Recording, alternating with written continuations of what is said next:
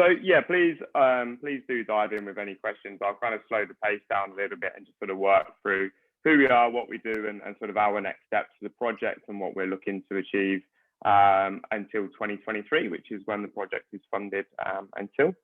And I'll talk a little bit as well about hopefully kind of what the legacy will be, and that will play its part really in the kind of wider conversation of this particular piece this morning, and we can kind of have a look at how this project ties in with everything else that's going on across the region as well. So let's see if I've clicked on the screen. So who are we? So we're a European Regional Development Funded Programme, and we're led by London South Bank University, which is a team that I sit within. And the other delivery partners involved in the project there, Screen South, Creative Folkestone, down in the Digital Glassworks and Quarterhouse of Folkestone, and also Canterbury Christchurch University. And then we at LSBU look after the Maidstone Television Studios site as well. So whereas the others there on screen that you can see, Canterbury, Screen South and Creative Folkestone, the hubs that we're building are actually in those locations, whereas we're a bit misleading at LSBU because we don't have a hub at London South Bank University, but as I say, ours is down at Maidstone Studios. Obviously a really exciting site down there. So all of these hubs are regenerated spaces, so existing spaces that have been turned into studios and co-work and edit facilities. So that stretches across the three hubs, as I say, one at Canterbury Christchurch University, one at Maidstone, and those down at Folkestone. So the hubs themselves will be very similar, and as I say, each of them is a studio and a co-work space with edit facilities too, and they are essentially connected by a cloud network, which I'll come on to in a little while. Really, the project is kind of born out of some research from Professor Lizzie Jackson at LSBU over a number of years, where she researched kind of creative hubs globally, looking at big creative clusters across the likes of Mumbai and Boston.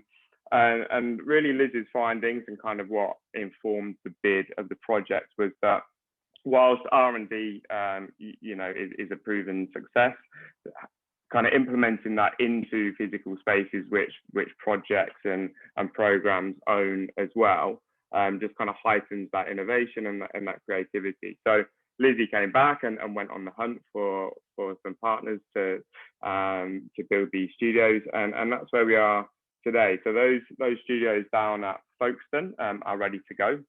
The ones at Maidstone have got a little bit more work to do. We anticipate launching the co-work space and some of the edit facilities at the very back end of this year, and then the studio itself is likely to go live sort of February time of next. And then with Canterbury Christchurch University, again, very similar to the Folkestone hub, pretty much good to go, all waiting on the green light there from the campus to say, yeah, we're back in business post COVID lockdowns. So everyone keep your fingers crossed for that one for me, please. So as mentioned, a lot of our research, again, in terms of what the hubs should provide and how businesses will look to work moving forward, suggested to us or proved to us, let's say, that we needed to build a cloud network that connects not only the hubs, but allows those businesses that come in to work on the R&D and to kind of drive innovation within their business, to be able to connect globally, via a fast internet connection, and have the kind of upload and download that allows the live streaming of the likes of eSport, virtual production, and post-production and editing in the cloud. So we brought, we have a consultant on board, and David, maybe with your knowledge of Joe, perhaps you also know David Girdlestone. I don't know if you do or not, but David is a well-known figure in the industry and is kindly supporting us with the design and implementation of a cloud infrastructure that will sit across the hubs. And this is all free to access for those businesses that do onboard or do register to Hy3 Network. So kind of where are we and where are we going? As I say, right now we're sort of in the final stages of the build and the fit out of the creative hubs, and we'll be looking to launch the project again just in the virtual space for now in September. So our first cohort intake will be on the 14th of September, and that's a 3-day series. So as these types of business support program often do, we offer a very typical 12 hours of free business support, but ours is kind of all tailored towards the creative industries. So the types of businesses that we're resourced to work with and those that we will kind of be best positioned to support will be those from the creative industries or from other industries that are looking to work with technologies typically found within the creative industries. So in September, we'll take that first cohort in, and we'll deliver the 12 hours of business support. That ranges from the likes of intellectual property and what are the costs involved, how to register it, how to protect what you're building, what you're creating, through to kind of what it looks like to actually work with a researcher and how does that work in a real world. So I think everyone's probably familiar with the term R&D, but what does it actually mean to buy a researcher out of their academic time and put them onto the project, and sort of what commitment can you expect from the researcher, and also, you know, what does that collaboration look like? How does that work? And then there's a piece in there around kind of market analysis and finding your footing in a very kind of digital marketplace now, let's say, with the likes of paid campaigns online and all sorts going on there. So we have a range of consultants that will deliver these workshops, as I say, across the 3 days, 14th, 15th, and 16th of September. Once that intake comes through and we move those businesses through the 12 hours of support, we kind of then get into the real crux of the funnel kind of design, I suppose, of the project. So each business will come through at the very top end and have that 12 hours of support. They'll be moved into a scoping session. So that'll be with a team from either of the hubs, likely to be a tech manager, a project manager, and then one of my team, so one of the community managers. And really that scoping session is kind of a business diagnostics, you know, which is the most suitable hub for your business? What technologies do you need access to? Where do you need to support? And what researcher is going to be best positioned to support you as well? Once that kind of diagnostic taken place, then we kind of move into the really exciting part and the business end of the project, as I would say, where the collaboration process starts to really take shape. You'll be paired, or businesses will be paired with a researcher to start that research collaboration, and then they'll work together and have the option to apply for one of our innovation vouchers. So those innovation vouchers, I'm just going to skip ahead because I think the next slide kind of talks about them too. Yeah. So the innovation vouchers, they're non-monetary vouchers.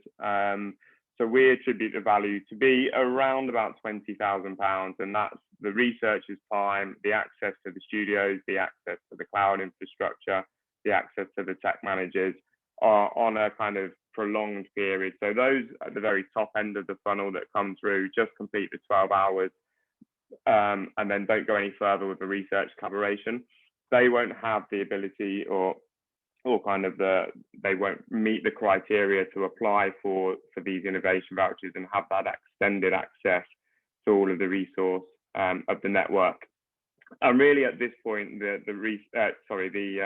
innovation vouchers are designed, to enhance the creation of new products, services, and entertainment. So they really will be. So there'll be a call out, and then there'll be a panel of industry experts. There'll be a panel from across the partnership as well that will look at those and kind of choose the most promising ones that where there is real kind of potential to go on and create those innovative products for the creative industries.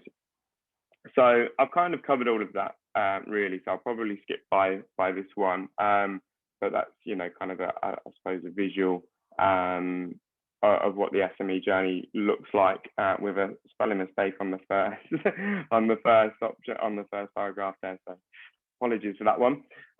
So that's it as a very top level whiz through really of the project. And as I say, our next the call to action really is that we'll be registering business, or we are registering businesses from now to come through that cohort in September and really start that and be the first of High3 Network's cohort of businesses. We then sort of run in 12-week blocks. So there'll sort of be September through to December and then repeated again. And that cycle continues up until June of 2023 when the project is funded and then the legacy side of that obviously will be the creative hubs that will be left behind, the physical studio space and co-working space. And that's where we'll be looking really, my job, I suppose, and the team of my community managers is to figure out what the future of those hubs looks like and how we kind of tie in with other projects, programs that might be going on across the regions to really make those hubs continue their purpose of being, creative centres for the development of new products and services. So on that note, I shall stop my screen share and bring it back to the team. That's fantastic. Thank you, Steve. Goodness, I know I've got all sorts of thoughts and inspirations and questions coming out of that. I don't know if we want to go into those straight away, or should we move on and have David so that we've got both sides of this coin and then we can discuss both together. I have questions. David's got questions too. Well, I mean, let me do mine, because I think you'll see quite quickly that ours is a lot more in the development phase, shall we say. Okay, let me just make sure I'm sharing the right thing. Can you see me? Have you got it? Yep. Okay, so I mean, Steve's is really interesting, because actually what Steve is at is like the other end of the process that we're currently at with ours. So let me go back a step and talk a little bit about the context of ICCI. ICCI was only founded I think the idea is only 2 years old. It only went into existence just over a year ago. And the intention was to draw together all of the creative work going on across both Canterbury and Medway sites, and to develop what that meant for the future. So what it basically meant, I'll just skip past me because I've already done me, was a commitment from the campus to treat the cultural and creative industries as one of the, I think, 3 key target areas for the campus going into 2025, which does appear to be real. They're kind of standing by this, and the manifestation of this. I won't go. I'm not going to do the blah. You know all this. The one thing I always say, though, to get it stuck in people's minds, is the amount of time you hear about the fishing industry on the news. And I always diss the fishing industry. I've got nothing against fish, but it's worth 1.4. The fishing industry is worth 1.4 billion pounds to the UK economy, and the creative industries are worth 10.8 billion pounds a year to the creative industries, even post-COVID. Just getting that in there. So let's cut to the chase, and really, what a lot of our work in the kind of heading into the future is about Medway. And this is connected alongside the City of Culture bid, but is happening regardless of the outcome of that bid. And Medway is kind of central to the cultural strategy of what the university is planning. And central to that is Docking Station.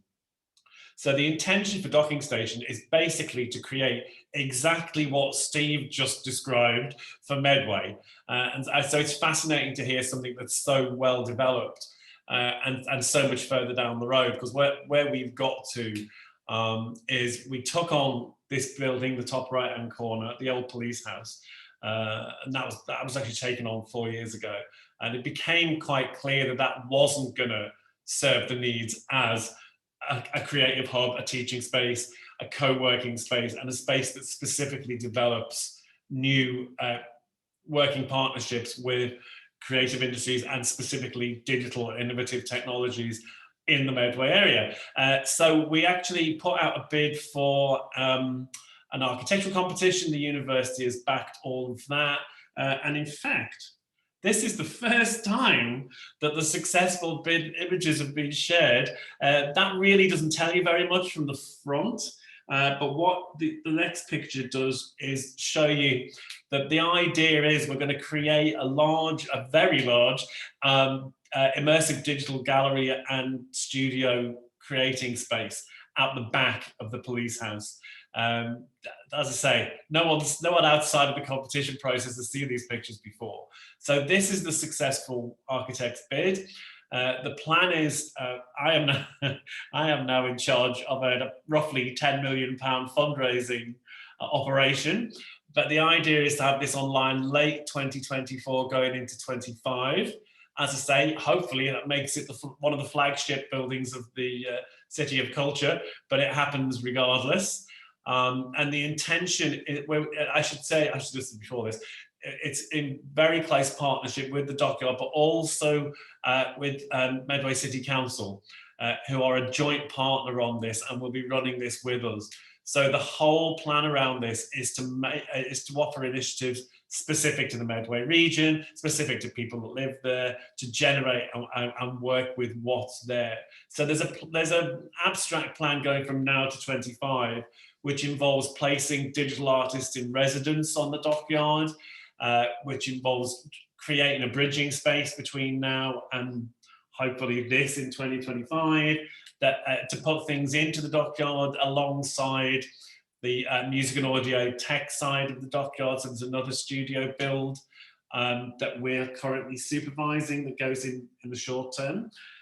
So basically, this is a kind of an aspirational version of what Steve's at the other end of at the moment. And I do think it's fascinating that their bid currently runs to 2023, because I think in terms of what might be possible as partnership after that, what you're talking about, Steve, really lends itself to this being one of the things that might go forwards into the future. So yeah, there it is at night.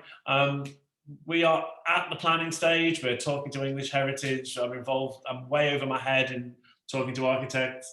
And as I say, there's a 2-year fundraising campaign just about to launch. But the whole intent and perspective on this is that it provides a local asset that is very, very much driven for Medway and by Medway. So there's going to be a lot of consultation. There's going to be a lot of reaching out. Jane, you don't need this. You have my direct email. But that's the contact info. Okay, I'll stop sharing now so we can discuss. There we go. Am I off? Good.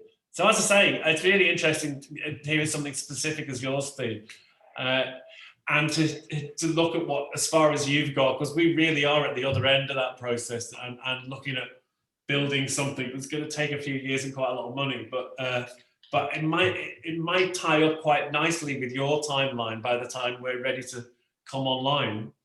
Yeah, like you say, I mean, those timings seem to fit pretty neatly, don't they? Yeah, it's certainly worth exploring that, I think. Sure. Because I should tell you that I'm also on the skills board for the folks for the Maidstone Studios. So, so there are ways this all joins up. Are you secretly on my project, David? Undercover boss or something, I feel like. Right? I promise. The furthest I've got is sitting in Joe's back garden talking about this project. So I promise I'm not stalking you. So are there any questions from our small but beautifully formed gathering of two? Yes, Jane. Yeah, I think I do. I think, well, who are you thinking this, Steve in particular at the moment, but I've got a general question and another question for David, if you don't mind. Who are you aiming this at? Who are your kind of small businesses, your creatives that you're... Yeah, what's the target audience? Yeah. So so the project bid is positioned for the direct benefit of the Select region. So essentially that means Kent, East Sussex and Essex is sort of our target regions. So to bring in creative businesses from those regions. However, we can, by the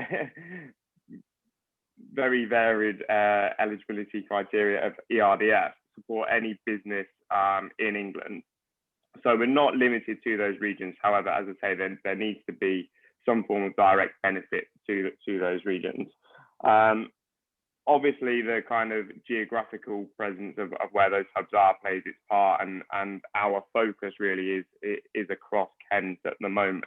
And we're looking to kind of have some sort of satellite spaces, sort of Hastings, Brighton, Southend, to kind of broaden the network slightly, from where it is, you know, kind of Canterbury, Folkestone and Maidstone at the moment. Then in terms of the types of business, the network really is best supported to work with traditional kind of film and TV and screen tech, as well as then sort of bridging into the more immersive side and the more immersive technologies, so VR, AR, mixed reality. What we're probably not best positioned to do at this moment in time is going down the AI route, and we've had a lot of businesses come to us and will sort of want to do some work in AI. That's not really our sort of bread and butter, I would say. However, you know, we are financed and we're resourced enough to be able to go out and kind of bring that support in. But of course, what we're looking to do really is move businesses through the funnel, as I say, like at the very top, to give that sort of 12 hours of business support, and then move them into research collaboration, into being able to apply for an innovation voucher, and then on to the creation of new products and services. So whilst, yeah, we AI is probably one that we would take a step back from, but other than that, AR, VR, mixed reality, those types of markets. I'm asking partly, well, just so that I know, so that I can signpost people if they're interested. Yeah, but may also, sorry, Jane, may I interrupt before you move on to David? Because I think you've raised a really interesting point there. I'm just going to drill down a bit further, Steve, in terms, because did you mention in your presentation that, as an example of one of the businesses you're working with, that they were something to do with holiday rentals? Did I catch that, or a holiday business or something? Yeah, so really, yeah, sorry.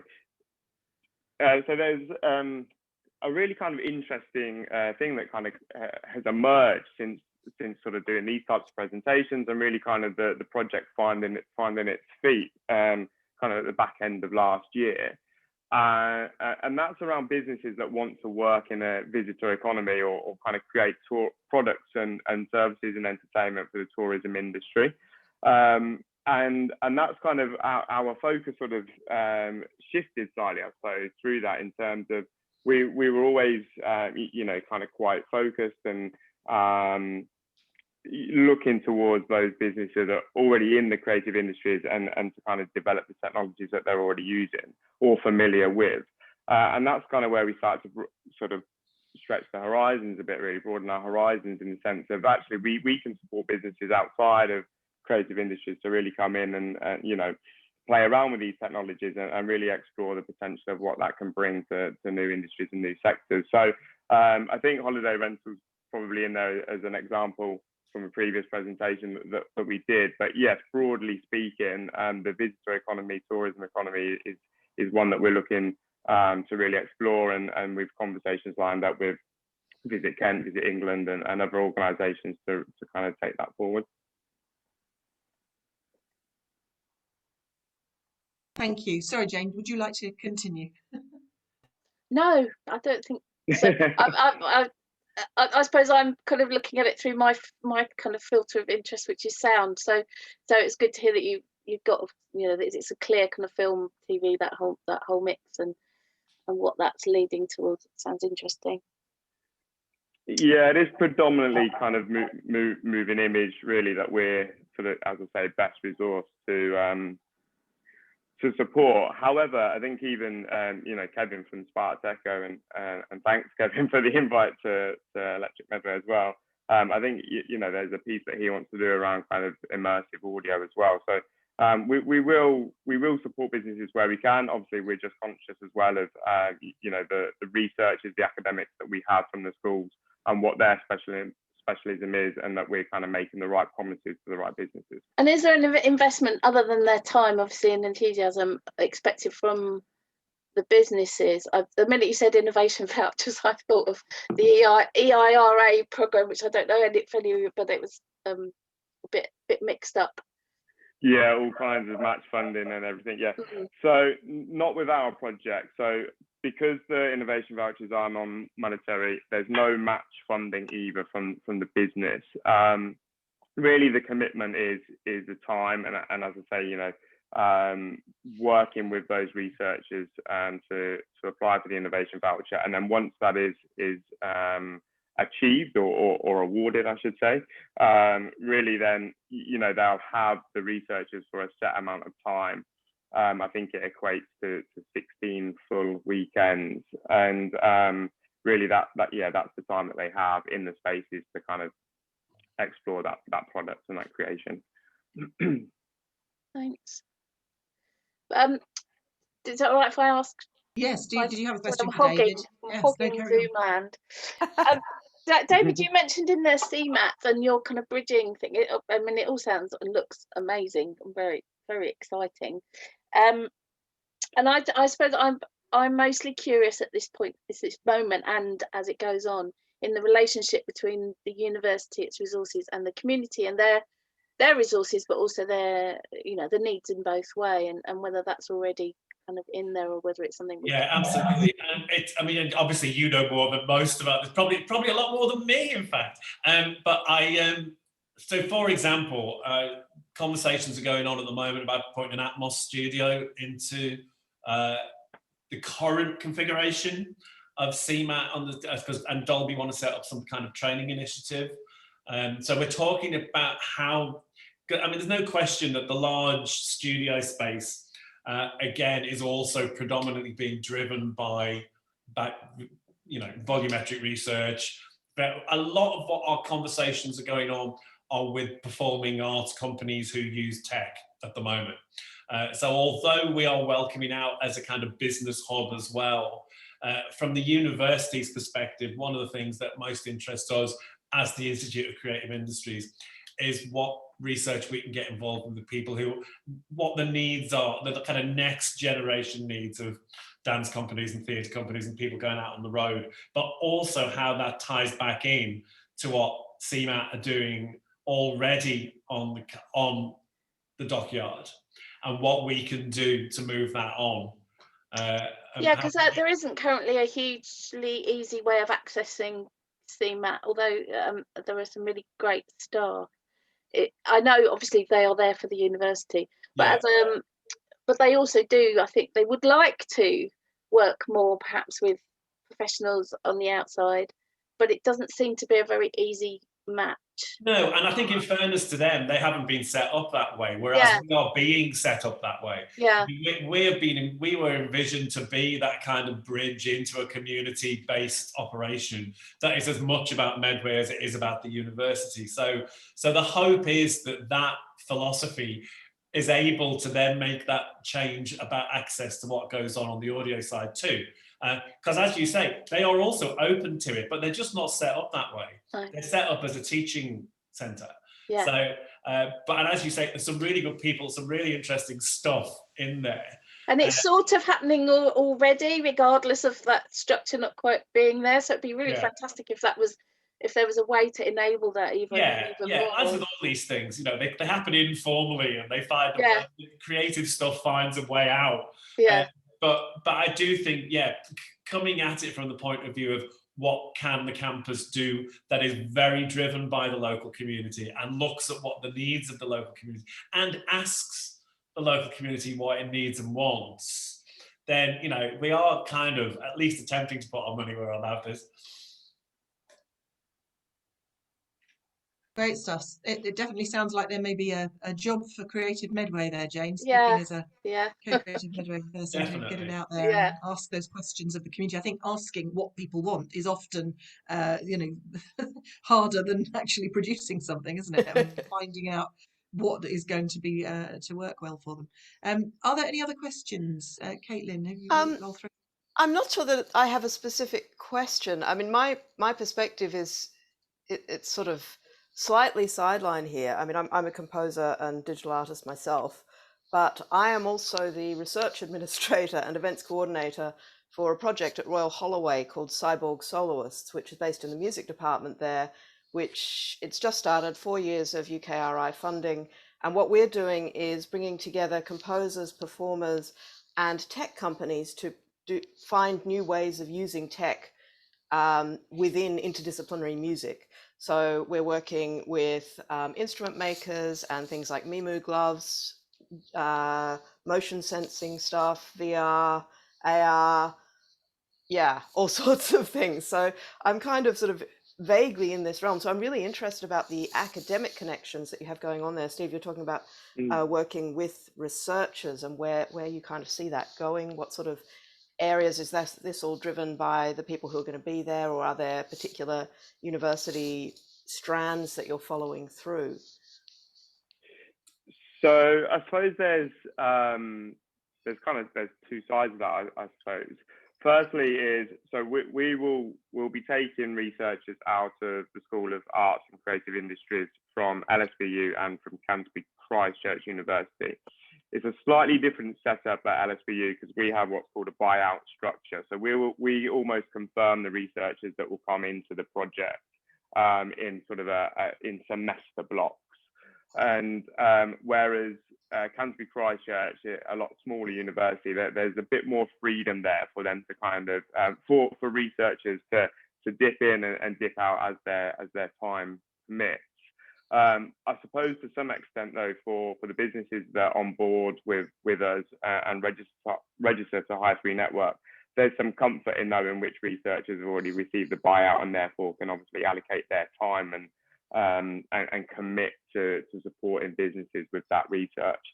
We have a lot of researchers across the two universities that are working in VR, AR and motion capture. So we are really well resourced in that area, and the studios themselves with the tech managers in place. So there's a lot of link up play kind of through the community management team that I manage, in terms of listening to the needs of each business, reporting that back to the tech managers, and the tech managers working then with the researchers to make sure they get the right kit in the right studios to really support those businesses as best we can. And that's where I say that there will be slight differences in terms of what tech is in each of the studios, and that's what those business scoping sessions are for, really, for us to best say, okay, you need to go down to Maidstone. That's a prime example of motion capture, to be fair. Get down to Maidstone, and that's going to be the hub for you and for your business or for your research project. Fantastic. May I ask on the back of that, actually, Steve, we haven't talked about money at all. And I'm just interested about the registration business. Obviously, in the initial stages, it's just an inquiry, but what is it affordable and as well as accessible, the projects you're talking about? Sorry, Kay, I missed the latter part of that. Sorry, I was just asking about affordability, really. What's is there a sliding scale, or how, when you register, what sort of costs are businesses looking at? Sure. Okay. So in a nutshell, no cost. Obviously the cost, if you will, is their commitment and their time to come in, to work with the researchers in our spaces and really kind of dedicate to the program and move towards receiving those innovation vouchers and then having that extended time to develop whatever it is that they're working on. I suppose one thing to mention at this point is just the criteria, the eligibility criteria to register for us, and that is as simple as being a registered business or sole trader, essentially having a unique tax reference number. So they're the businesses that we can support, or the people that we can support. And then what we will do, if people aren't in that position, we've had a few conversations with artists that aren't registered as a business or as a sole trader. We can offer that support as well, but that is kind of added value, let's say. That's fantastic. And David, I've got a sort of slightly broader question for you, which is that my background is as a theatre maker, so unlike our two who are audio fixated, it's a terrible word, but you know what I mean, in the other side, I'm just interested in what your thoughts are about how important the whole augmented or virtual side of delivery is going to be in future for the creative industries generally. Obviously, there are certain ways in which it has to be. But I'm just interested about, are we going to lose the old-fashioned version of storytelling, one person to another, or will, it only be something that will be considered if you've also got the tech support and the tech backup? I think, I feel like nothing ultimately will get lost. It's like every time there's a new wave of technology, everyone predicts the death of everything that went before. Remember how VHS was going to be the death of cinema, and I believe television was probably predicted to be the death of cinema long before any of us were here. I feel like all of that stuff just evolves, and you've just got to look at companies like what the RSC are trying to do with their use of tech and online. I mean, it goes from companies like that who can just chuck tons of money at how they evolve hybrid forms of presentation, which of course has accelerated exponentially in the past 18 months for all the worst reasons. But I feel like technology as what part of the toolkit, it is here to stay, but I don't believe it's actually going to kill off traditional forms. The RSC will still do Shakespeare in its traditional form, even as they're trying to do online high-tech Midsummer Night's Dreams.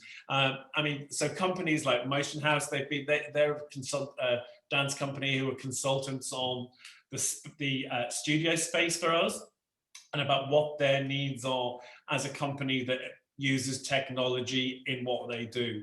And I feel like all that is going to do is get more sophisticated and hopefully cheaper. And part of our remit is making that tech available and usable and portable. So part of our R&D stuff is how we develop things like volumetric research for easy touring. At the moment, it's really complicated and expensive, but like all forms of technology, they get cheaper over time as the kit gets, stuff for use by artists is unlikely to ever be mass produced in the same way, but aspects of it will come from other things like gaming that is mass produced and is something that they have to find cheaper ways of getting out there. So part of the interesting bit of our conversation is what the needs of artists will be moving forwards to make that doable, not to do some horrible Terminator takeover of the theatre and dance worlds, but just because it's always going to form part of the toolkit now. I suppose you're absolutely right. It's always that time thing, isn't it? I mean, there's always that old joke about, when the quill pen came in, people were going, "This is going to kill conversation." Exactly. Exactly right. I mean, and our greatest challenge at the moment is we're talking about a centre that's 3 years out. So when we talk about volumetric research, it'll probably have all changed in 3 years. Which is the nature of stuff. I mean, we know that all the kit that we put in 2025 will probably all need replacing in 2027. Yeah. And half of it, we probably don't know it exists yet. So there's also that sense of we're going to have to do fairly substantial tie-ins to make this, to make this useful, frankly, so that the kit that we're using is always as far forward as it can be. But I think I'm sure Steve will agree.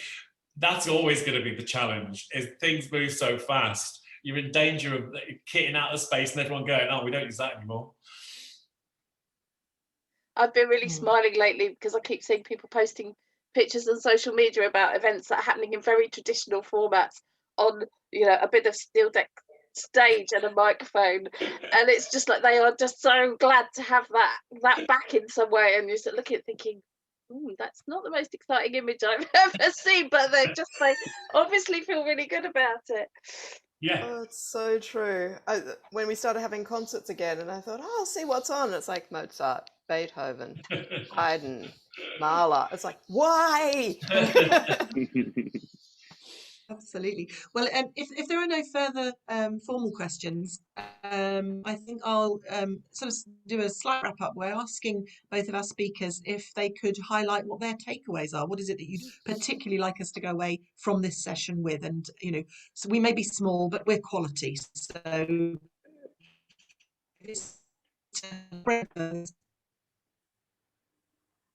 You've gone funny. Oh, we lost you then. I think we've lost you. Can you hear me now?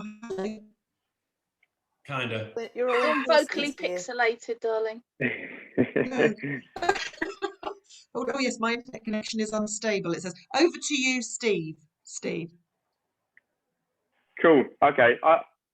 I caught bits of that. I think it was about the takeaway, wasn't it? And just a final wrap up. Yeah, great. So look, really exciting time for us with High3 Network and the two universities, and then the creative organisations involved with it as well. So yeah, really our kind of call to action is either get in touch with us. Everything can be done via the website or across social media. So spread the word, please, to anyone that you know, or get in touch yourselves. Obviously, Jane, Caitlin, if you're interested in joining the project, registrations are open. And essentially what we do once those registration forms drop in, we or one of my team, the community manager team, will organise a one-to-one call and just kind of go through the very basics of the project and sort of do an initial assessment to see where we can best help. And then we kind of signpost out then to the wonderful teams across our hubs. So yeah, next step of action really is just get in touch. And David. What he said. No, I mean, ours, it is the same, because we're now entering a consultation process where we need to hear from people in the area about what they want. And obviously we're talking to companies, but we also, I mean, for me, what drives my interest in this project is the interesting stuff that artists can bring to the table and what we do that ties that in to industry as well. And so the next step will be some residential activity being announced shortly, I hope. But really it is that thing of now, the consultation process will start really soon. That will be driven by us, by the architects, and we will be on site in Medway a lot over the course of the next year. So it really is that thing of finding out what people want and making the right connections, and so that what we eventually end up with is useful and of genuine benefit in the area. And I mean, I think a lot of what's really, Caitlin's thing sounds really interesting. I think there's an academic network, which is one thing. I mean, I've got really strong links with MIT just from my past, and so I feel like there's really obvious links can be made. And part of this and it's not been said by me yet, but is to create an international network as a part of this as well. And a lot of the City of Culture stuff is about driving an ambition which is way beyond anything that would normally be achieved on a day-to-day basis. Because of course, you know, there's no reason why it can't be. With capacity and tech, it can be as international as you want it to be. So I feel like there's I mean, you know, as Steve said, exciting times, and I feel like, you know, going into this with the right approach, it's that thing about the university can benefit from all of this, but also the university can be of genuine benefit in the community, which really is kind of the whole point of ICCI. And also just that whole thing of no one feeling like they're on the inside or the outside, regardless of which side they perceive themselves to be on. Yeah. And yeah, I mean, I've just made a project with a woman in Brazil who I've never met, and and that's really small scale. I know you're talking much bigger, but the fact that there is so much potential. Absolutely. I think it's exciting. Yeah. I was just going to say, there was a project earlier that I saw in the Electric Medway catalogue, one of the bits that was done, and the performances were given in a black box, basically, and it was only later we realised they're in Canada. Yeah. And you're kind of like, why don't you make use of the fact that they're in Canada, that they can see different things? So there's some interesting feedback I think that artists need to take on board. Yeah. And and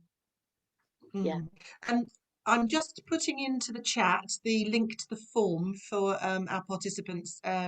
If people could give, it's generally speakers, it is generally the audience. We only have our two, but there you are. Do fill in the form with a little bit of feedback. It's a snap poll, very, very quick. That's very useful for Electric Medway and Spark Deco to hopefully, I personally have gained so much from this. Thank you. I will be in touch, gentlemen. Thank you all. I'll see you soon, Jane. Nice to meet you, Caitlin and Steve. Yes. Thank you. Thank you once more to Steve Molyneux, David Sefton. Thank you very much. Really interesting. Thanks all. Cheers. Bye-bye. Bye.